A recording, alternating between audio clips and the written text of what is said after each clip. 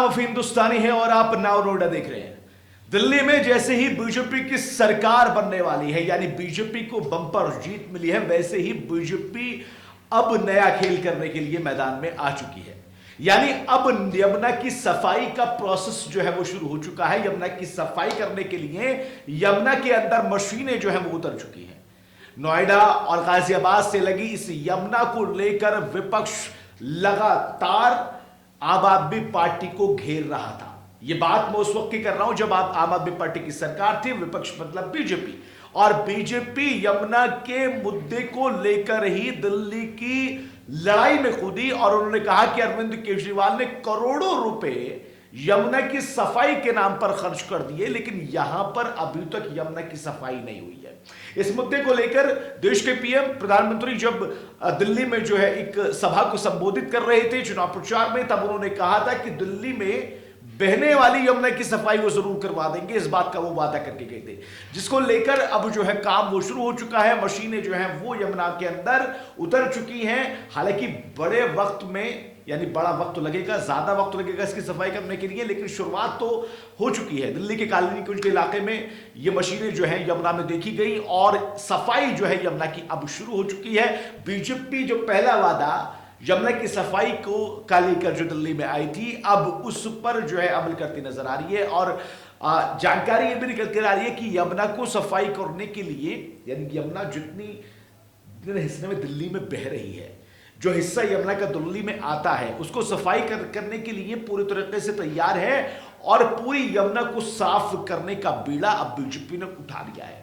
दरअसल छठ पर यहां पर पूजा अर्चना होती है, स्नान होता है और बड़े पैमाने में यहां पर लोग आते हैं, श्रद्धालु आते हैं। और उसको पिछली बार भी देखा गया था कि जब यहां पर छठ पर्व था तो फिर झाग जो है वो यमुना के अंदर देखे गए थे, जिसको लेकर बीजेपी ने आम आदमी पार्टी पर निशाना साधा था। और अब खबर ये कि यहां पर जो है यमुना में मशीनें उतर चुकी हैं, सफाई अब यहां पर हो रही है। जायजा लिया हमारे संवाददाता साजिद अली ने। दिल्ली में बीजेपी के बहुमत में आने के बाद अब यमुना को साफ किया जा रहा है। तस्वीर आपके सामने है। मैं नोएडा के कालिंदी कुंज पर यमुना नदी के किनारे खड़ा हूं। तस्वीरों में आप साफ देखें किस तरह से मशीन के द्वारा साफ सफाई चल रही है। यमुना को काफी साफ कर दिया गया है। अभी कुछ तस्वीर ऐसी है जिसको साफ करना बाकी है, जिसके लिए मशीन यहाँ पर लगी हुई है। एक तरफ आप देखें तो नोएडा के सुंदर सुंदर सोसाइटियां आपको नजर आएंगी। यहाँ पर काफी संख्या में लोग रहते हैं, लेकिन यमुना में गंदा पानी होने के चलते व गंदगी होने के चलते लोगों को काफी दिक्कतों का सामना करना पड़ता था। लोग यहाँ पर घूमने आते थे। जब प्रधानमंत्री नरेंद्र मोदी दिल्ली में जनसभा को संबोधित कर रहे थे, तब उन्होंने पूर्वांचल के लोगों से और दिल्ली वासियों से ये वादा किया था, मैं पूर्वांचल की एक लोकसभा सीट से सांसद हूं और मैं आपसे वादा करता हूं कि आने वाले समय में दिल्ली में सब बेहतर होगा। अब बीजेपी बहुमत में है। फिलहाल बीजेपी ने अपना मुख्यमंत्री तय नहीं किया है। मुख्यमंत्री तय होने के बाद और भी तस्वीर सामने आएगी, लेकिन फिलहाल यमुना की साफ सफाई की जा रही है, क्योंकि लाखों की संख्या में छठ पूजा के पर्व पर श्रद्धालु यहां पर पहुंचकर पूजा अर्चना करते हैं। पूर्वांचल के काफी संख्या में लोग दिल्ली में रहते हैं।